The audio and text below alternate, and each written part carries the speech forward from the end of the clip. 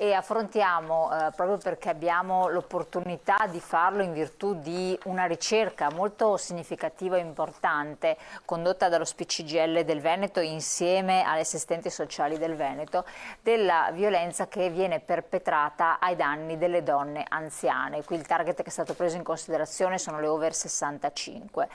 Ci sono delle situazioni molto particolari che si vanno a innescare nell'ambito familiare, nell'ambito della coppia, di rapporti molto stretti e degli atteggiamenti che vengono perpetrati che sono estremamente deprecabili e gravissimi. Bisogna assolutamente fare qualcosa, intervenire, non è semplice perché quando si parla di persone anziane in sé per sé sono persone anche più fragili, vengono da un contesto sociale e culturale diverso e molte volte alzare la voce, rompere il silenzio non è, se già è difficile in sé per sé, anche per le più giovani, immaginiamo per persone un po' più anziane, però fare una ricerca, parlarne, cercare di intervenire in qualche modo socialmente è estremamente significativo. E allora Rosanna Bettella, ben ritrovata qui con noi, del coordinamento donne dello SPCGL del Veneto, grazie di esserci, di presentarci insieme a Franca Bonin, consigliera dell'Ordine degli Assistenti Sociali del Veneto, grazie anche a lei. Grazie a voi. Questa ricerca con il supporto è realizzata in modo particolare dalla ricercatrice in demografia all'Università di Padova, la dottoressa Alessandra Minello, grazie anche a lei dottoressa.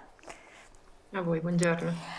E appunto sarà la dottoressa che ci illustrerà e avremo anche delle slide di supporto, gli step di questa ricerca, però l'occasione è il giorno, il 25 novembre, però in realtà è solo l'occasione perché poi tutto un periodo in cui voi vi mobilitate, vi attivate per cercare di muovere qualche cosa, no Rosanna Bettella? Certo, diciamo che da parecchio tempo non finisce il mio ricordo, insomma, che facciamo rumore sul tema della violenza contro le donne in generale e dei femminicidi.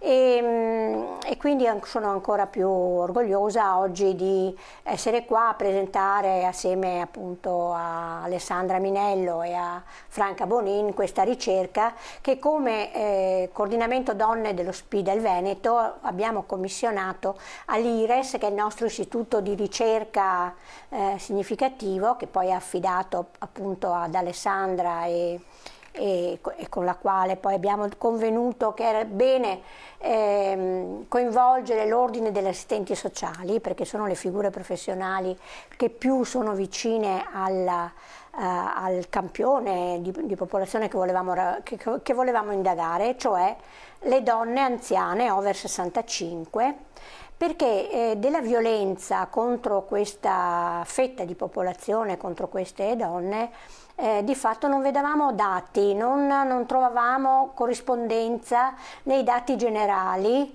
che vengono dati dal cioè non risultava, dai centri antiviolenza, perché sono un po' dati tutti non disaggregati e quindi si faceva fatica. In più si fa proprio fatica anche a parlarne della violenza contro le donne anziane, perché normalmente la violenza contro le donne la si identifica spesso solo con la violenza di tipo sessuale, no?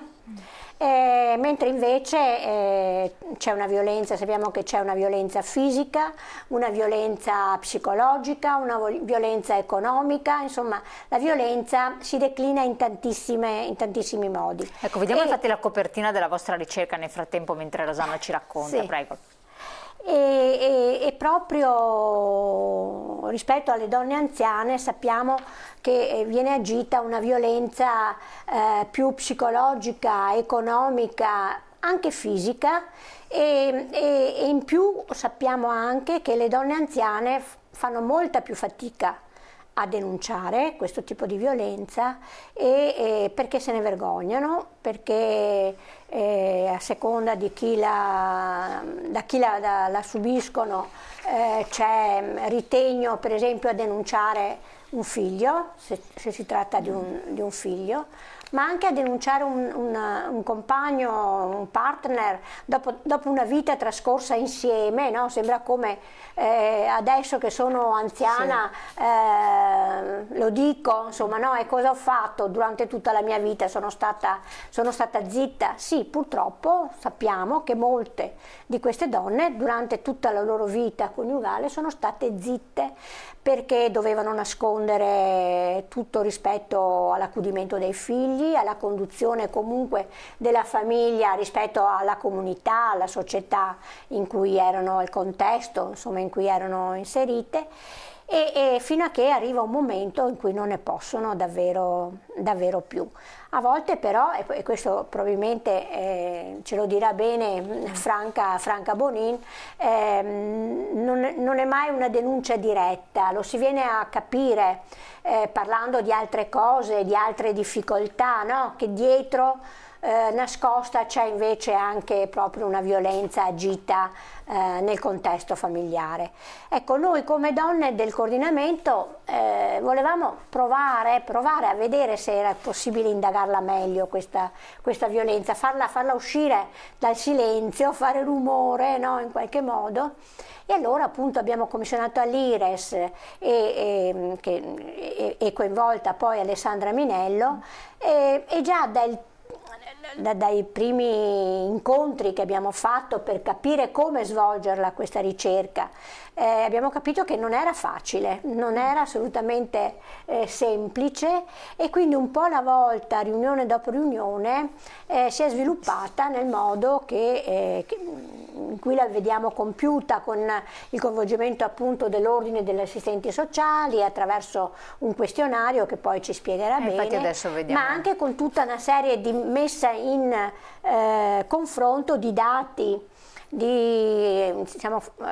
Però dopo appunto Alessandra Minello ce lo racconterà bene, meglio. Sì. Ecco, noi come coordinamento siamo molto soddisfatte del lavoro, è un lavoro aperto comunque, con delle domande e delle risposte appena abbozzate e delle domande aperte che ci permetteranno di continuare su questa ricerca. Che è importante soprattutto questo.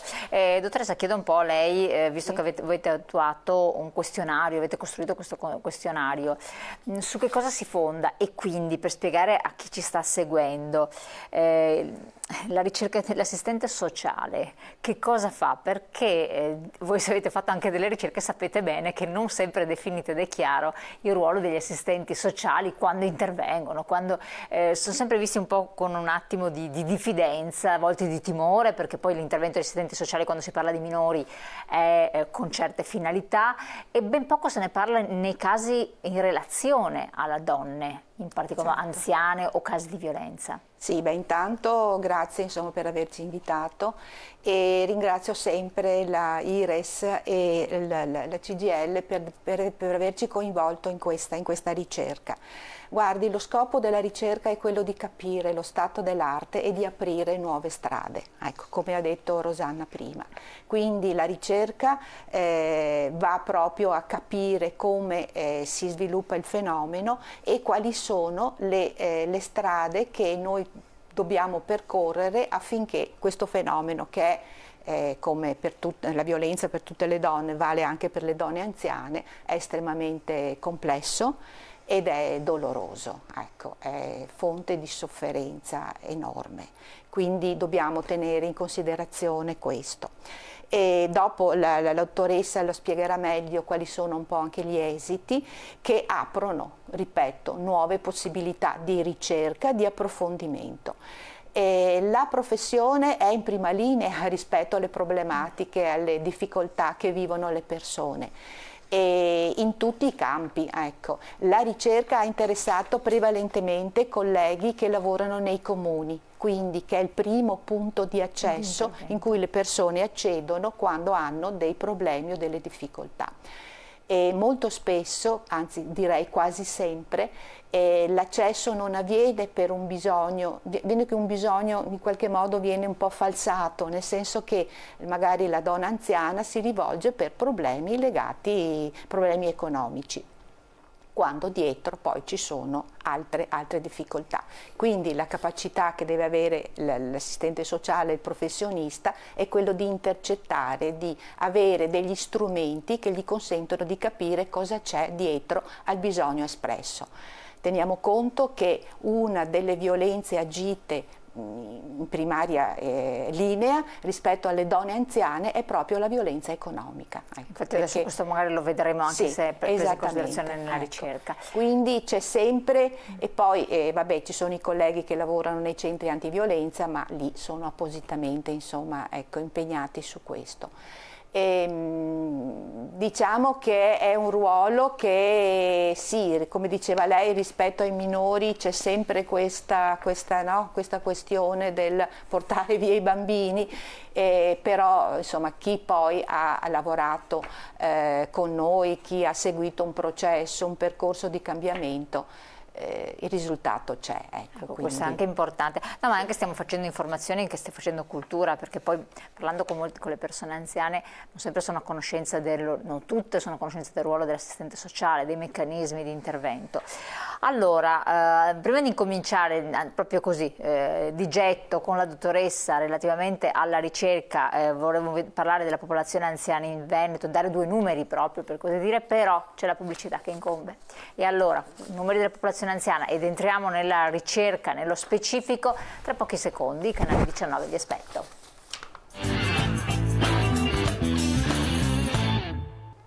Allora, un po' parlavamo del ruolo dei servizi sociali, importantissimo, forse bisognerebbe farlo conoscere nelle sue varie sfaccettature e ruoli, perché servizio sociale è un'apertura per tutti indistintamente. Ci ha fatto un cenno anche la dottoressa, avremo magari modo di approfondirlo anche in proseguo. Dottoressa Minello, a lei adesso la parola, perché ci deve illustrare, supportata naturalmente da dei grafici, delle slide, questa ricerca che è molto importante.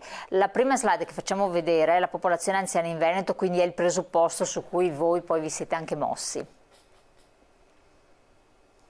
Prego.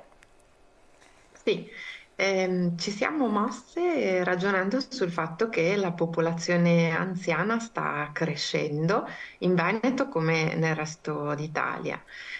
Ora io non so se la riuscite a vedere la Eccolo slide. qua, sì, la stiamo vedendo. Eccola. Quella pancia che si vede in quella piramide di popolazione corrisponde proprio alla popolazione ora nelle fasce precedenti a quella dai 65 anni in più, in su, ma che vedete sta per arrivare. Sono gli attuali boomers, no? La categoria dei più numerosi in assoluto. Esatto, che stanno salendo nella nostra piramide, che invece al di sotto si restringe perché da qualche generazione nascono meno bambini, e quindi abbiamo delle fasce di popolazione più giovane, meno folte, meno numerose. Questa piramide tra l'altro ci mostra un'altra cosa, ci mostra che la parte rosa è più ampia rispetto a quella azzurra, soprattutto nelle fasce d'età più alte. Questo significa che effettivamente ci sono più anziane che anziani. Quindi è una popolazione che, se ad oggi copre circa 184.000 persone, poi sarà arricchita sempre di più in futuro, e rimarrà comunque sbilanciata dalla parte femminile. Quindi lavorare sulle donne anziane significa lavorare su una componente della popolazione in crescita e una componente della popolazione più numerosa rispetto a quelli degli anziani, perché le donne hanno una sopravvivenza più alta, una speranza di vita più alta. Sono donne che spesso, tra l'altro, si trovano in situazione di solitudine. Partire da una situazione di solitudine per guardare alla violenza sembra contraddittorio, in realtà poi ora vedremo che non lo è. Ecco, vediamo infatti, supportati dalla slide successiva, che sono dati anche questi abbastanza inquietanti, perché vediamo la percentuale di donne maggiorenni vittime di violenza prese in carico dalla Regione Veneto nel 2019 sarebbero 3.080, non è un numero di poco conto. Quelle donne invece Esatto. più di 61 anni 267. Esatto, circa il 9% della popolazione. Noi ci siamo resi conto però scusate, il 9% del totale delle vittime di violenza. Ci siamo resi conto però che questo numero, appunto, essendo potenzialmente in crescita, però ci dava poche informazioni, perché dalla regione sapevamo soltanto questo.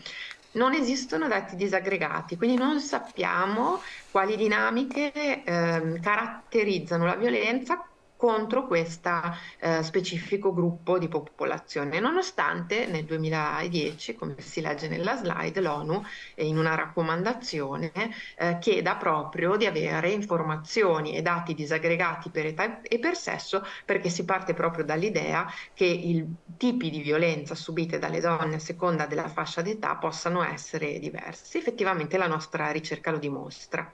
Allora, fattori di rischio quali sono per le donne anziane? Cioè, cos'è che chi rischia di più di incappare in queste situazioni? Allora, la nostra ricerca ha dimostrato effettivamente che non è equidistribuita la violenza nella popolazione anziana. Nelle fasce socio-economiche più basse è più diffusa. Chiaramente parlando di popolazione socio-economica più bassa, con un livello per esempio di istruzione più basso, sappiamo che questa categoria è più ampia. Ma la violenza contro le donne anziane ha altre caratteristiche nelle quali che dobbiamo approfondire. Per esempio il fatto che appunto siamo purtroppo a considerare la violenza contro le donne una questione familiare, ma quando pensiamo alla questione familiare, tipicamente a entrare in gioco sono il partner e l'ex partner.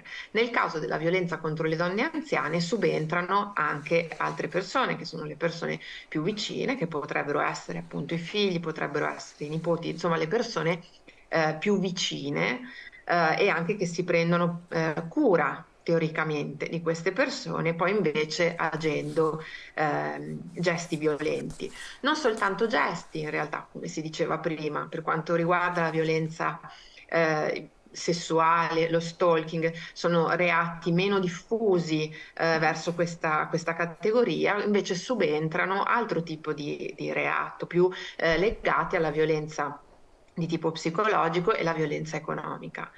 Come dicevano prima Franca Bonin e Rosanna Bettella, è anche difficile la consapevolezza di essere in situazioni di violenza. Che cosa mi riferisco? Il fatto che spesso comportamenti, per esempio agiti sulla sfera economica, ad esempio la gestione univoca da parte di una dei componenti della famiglia di tutto il bilancio economico familiare, vengono considerati normali quando in realtà normali non lo sono, e quindi questo rende difficile identificare il fatto di essere vittime di violenza. La stessa cosa si riguarda tutti quei comportamenti di abuso dal punto di vista psicologico. La pressione dal punto di vista psicologico è difficile talvolta da rilevare perché non si riconosce, perché a volte alcuni comportamenti sono così parte della quotidianità da non capirne il potenziale violenza appunto che Certo, nasconde. io chiedo della regia mettere in onda, aspettiamo che c'è un messaggio, non si dovrebbe mai arrivare a parlare di violenza contro le donne anziane perché si dovrebbe denunciare subito e non lasciar perdere, il fatto è che magari a saperlo sono solo le donne che lo subiscono e quindi magari non hanno neanche il coraggio. Infatti i fattori di rischio, cioè che chiedevo anche prima a lei dottoressa, vediamo anche la slide di supporto, sono una situazione di psicologica dipendenza dal partner nella situazione oppure in ambito familiare. Abbiamo il basso titolo di studio che voi avete analizzato, la dipendenza economica, una donna che è considerata una concezione quindi che sia al servizio dei bisogni familiari, una prevaricazione di conseguenza, e poi difficoltà, quello che si diceva rispondendo anche al messaggio della vittima, a denunciare. Questi sono fattori di rischio che poi inducono a predisporre in una situazione per subire questi atti di violenza. Torniamo appunto alla ricerca, prego dottoressa. Hanno anche la caratteristica di essere reiterati nel tempo, e quindi come dire, la forza deriva anche dall'essere ripetuti nel tempo. Certo, vediamo lo slide sulla ricerca in modo che partiamo da dati per capire innanzitutto l'integrazione che c'è stata da parte degli assistenti sociali, perché ha coinvolto 275 assistenti sociali, vero? Il Veneto, sì. In Veneto, 275 non sono pochi, che hanno rappresentato casi diretti, affrontati e non solo percezioni vere e proprie, con 43 casi di donne anziane che hanno avuto accesso ai centri tra il 2019 e il 2020, quindi queste persone si sono attivate, si sono mosse. Prego, cosa sappiamo a questo punto, ribadendo quanto lei ha detto sulla violenza contro le donne anziane? Vediamo la slide anche. Sì, abbiamo unito questi dati, quelli raccolti attraverso un questionario agli assistenti sociali, sia quelli che si sono occupati del tema, sia quelli che non se ne sono occupati, a informazioni raccolte tramite i centri antiviolenza dell'ULSS 3 Serenissima, ma anche diciamo con l'aggiunta di riflessioni, interviste aperte, alcune figure di riferimento anche per riuscire a interpretare questi risultati che avevamo ottenuto.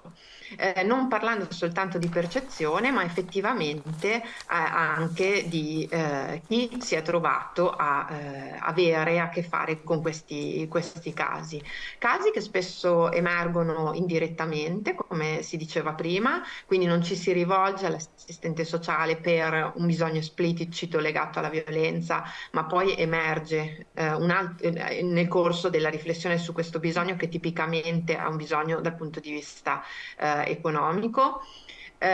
Appunto modalità di violenza diverse, come la modalità economica e la modalità psicologica, che sono prevalenti. Vediamo la slide, chiedo alla regia se la mette in onda, che sono tutti questi casi che lei sta annunciando, ce ne sono anche altri di supporto. Prego. Sì, così li visualizziamo per bene. Ecco, esatto, adesso magari la regia ce la mette in onda. Cosa sappiamo della violenza contro le anziane? Eccoli qua i vari punti, prego. Appunto il coinvolgimento anche di altri, oltre ai partner e gli ex partner, ma soprattutto dei figli.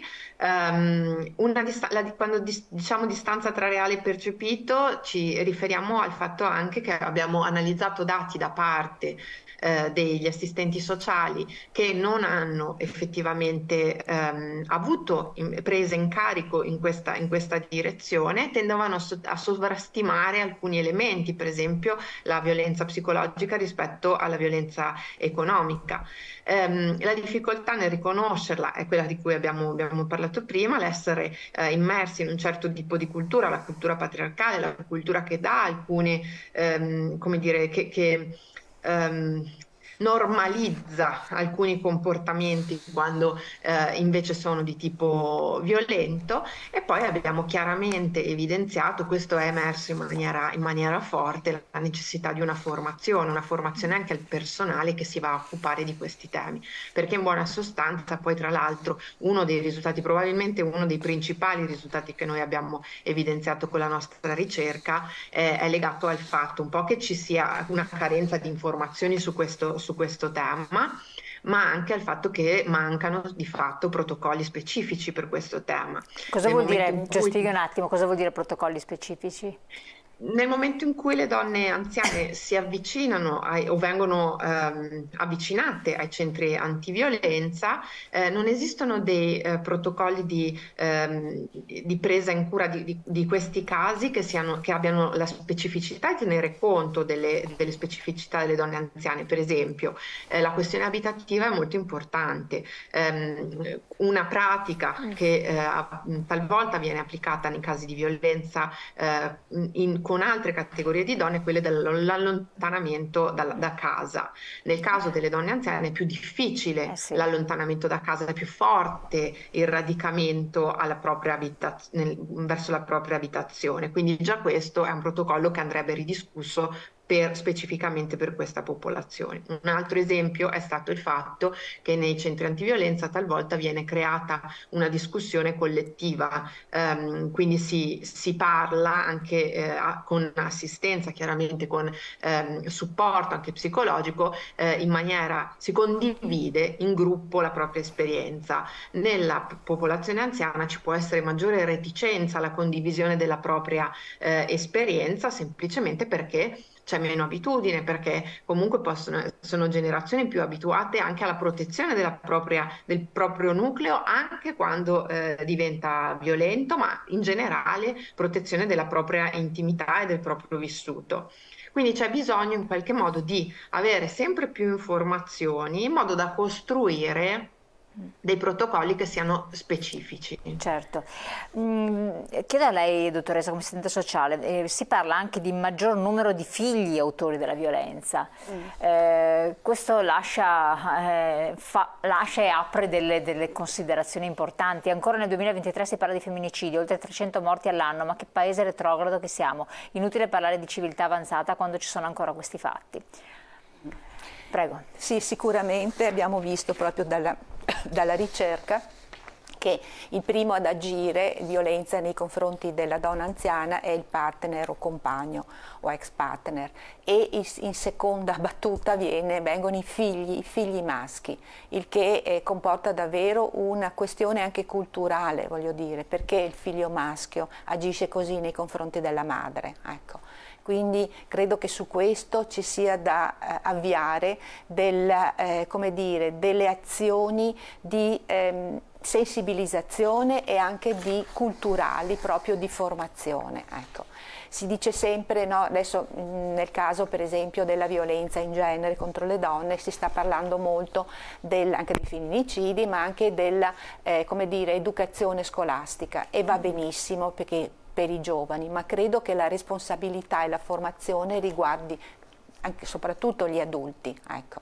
Quindi qui parliamo di figli che avranno 50-60 anni e che agiscono questo soprattutto nei confronti appunto delle madri. Quindi anche questo è un altro aspetto sul quale dobbiamo capire come poter intervenire prima che succeda. Ecco, ma nel caso, adesso abbiamo una pubblicità che incombe, ma io volevo chiederle, prima di andare in pubblicità, magari abbiamo delle signore anche anziane che subiscono certe vessazioni pesanti, non ne possono più, e ci dicono: benissimo, avete i servizi sociali, avete presente il sindacato, c'è anche una ricerca che attesta questo, cosa concretamente posso fare?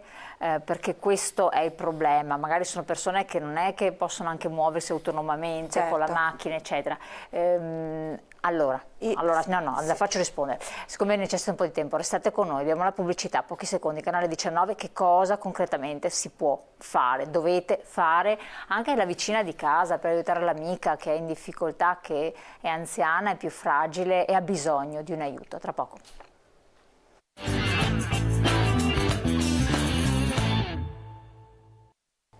Piccole istruzioni per l'uso, perché giustamente quando viene poi lo SPCGL voi ci richiamate, chiedete sempre casi specifici, risposte specifiche. Noi vi mandiamo alle sedi dello SPCGL, questa è una soluzione valida sempre, Gianna Bettella ce lo conferma, ma visto che approfittiamo della presenza dei servizi sociali, che quindi ci richiamano subito un ruolo precipuo in questo caso, specifico in questo caso qua, che cosa può fare la signora Maria che sa che c'è un caso di violenza vicino a lei, o subisce della violenza, o la propria figlia subisce violenza, o la vicina di casa un'amica? Allora, sicuramente il servizio sociale del comune, quindi l'assistente sociale, può ascoltarla e capire cosa sta succedendo e fare un po' un percorso dopo con questa persona. E quindi si può accedere in totale riservatezza, non servono fare chissà quali procedure amministrative. Ecco, quindi basta andare in comune e chiedere di parlare. I colleghi nei comuni piccoli si occupano di anziani, di minori, e nei comuni grandi dopo ci sono un po' delle specializzazioni rispetto a questo, però si può chiedere in totale libertà senza avere nessun timore, si può chiedere, si può raccontare di sé, si può farlo subito, si può farlo in un secondo momento. E si può avere un aiuto, quindi. Certo, un aiuto c'è, e in termini di ascolto e di capire cosa sta succedendo, in termini dopo di risorse che si possono attivare. Ecco, certo, perfetto, questo era molto per importante. quella situazione. Sì. Susanna Bettella, c'è un altro capitolo che avete affrontato che è molto delicato anche e anche con la ricercatrice, femminicidio compassionevole. Chiedo appunto la slide dalla regia perché qui possiamo anche leggere i casi che sentiamo purtroppo di cronaca, ma non sono casi, sono fatti veri. Bologna uccide l'anziana moglie e si butta dalla finestra. Chiedo perdono. Un'altra notizia, anziana trovata morta nel letto, arrestato il marito. L'uomo l'aveva maltrattata in passato. Poi Maser rientra a casa dopo il ricovero e viene accoltellata dal marito, situazione insostenibile. L'anziana moglie è sfinita dal dolore, lui la soffoca, uccide la moglie malata a bastonate e si suicida. Uccisa in casa, arrestato il marito che ha tentato il suicidio, e via dicendo, tanti di questi casi. Sì, sono quelli che abbiamo chiamato, tra virgolette, femminicidi compassionevoli, e purtroppo sono in aumento, come sono in aumento le coppie anziane, come sono in aumento le donne anziane con malattie croniche o cronico-degenerative. Succede sempre quando c'è la malata e la donna anziana e il partner non sa più cosa fare, come prendersi cura, e addirittura poi, se non si suicida, perché molto spesso avviene, è un atto di omicidio-suicidio, dice che lo ha fatto per non farla soffrire, per non vederla soffrire. Però chi è quell'uomo, insomma, che si prende il diritto di ammazzare la compagna perché non la vuole vedere soffrire? Questo a noi fa pensare comunque a un atto di dominio, in qualche modo, di dominio sulla donna, come dire, e del fatto che un uomo rispetto alla cura è in grossissime difficoltà, l'uomo anziano, no? Proprio perché viene da una cultura di tipo patriarcale, in cui tutto fa la donna in casa e l'uomo non fa nulla, in cui chi si prende cura appunto è la donna e non l'uomo, e quindi di fronte a questi casi succede questo. Il problema grosso rispetto a questo è che bisogna tenere invece accesi i riflettori sulle situazioni di grave non autosufficienza. Quando ci sono queste coppie in cui la donna è ammalata, non si possono lasciare da soli, vanno assolutamente aiutati, monitorati, controllati, perché è molto frequente questa modalità. A noi per quello che abbiamo imparato, che abbiamo riflettuto in tutti questi anni, insomma, non riusciamo a chiamarli atti compassionevoli, non riusciamo a pensare che lo ha fatto per l'amore, perché anche in altre situazioni si dice perché una donna viene ammazzata dal maschio per troppo amore, no? No, questo è un amore malato, è un amore assolutamente che ha come tratto appunto il dominio e per noi va assolutamente perseguito come femminicidio.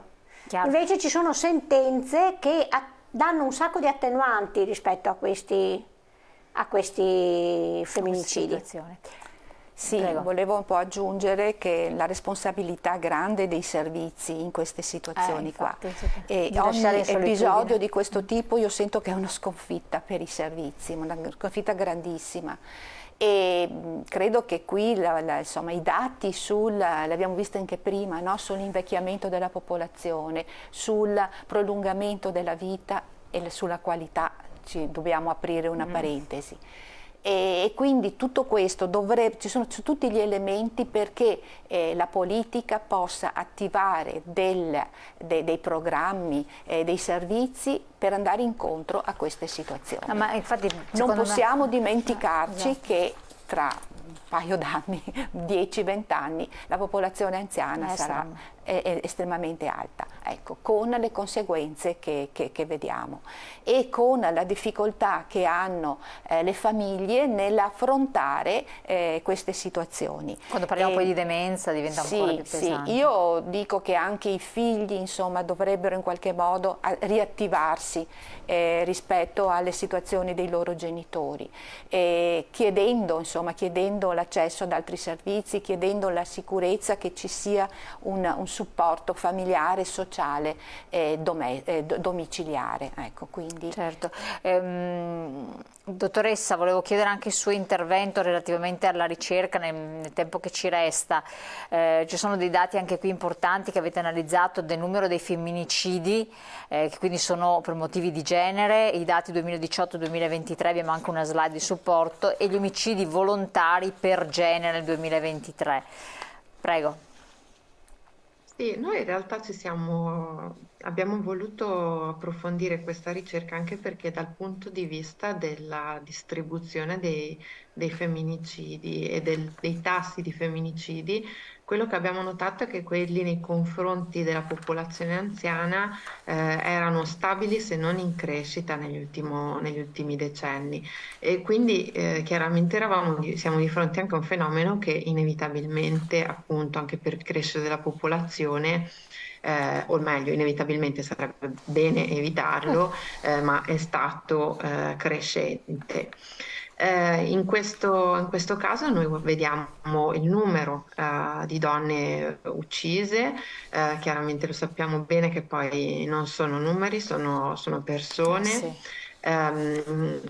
Vediamo la caratteristica principale che distingue gli omicidi contro le donne e quelli contro gli uomini, che è il fatto che quelli contro le donne avvengano in famiglia, che prevalentemente siano ad opera di partner. Infatti vediamo la slide successiva mentre lei parla, che ci sono proprio omicidi volontari per genere e sono sottolineati con dei quadretti rossi, come quello che dice in ambito familiare o affettivo o da partner ex partner. Ecco, prego.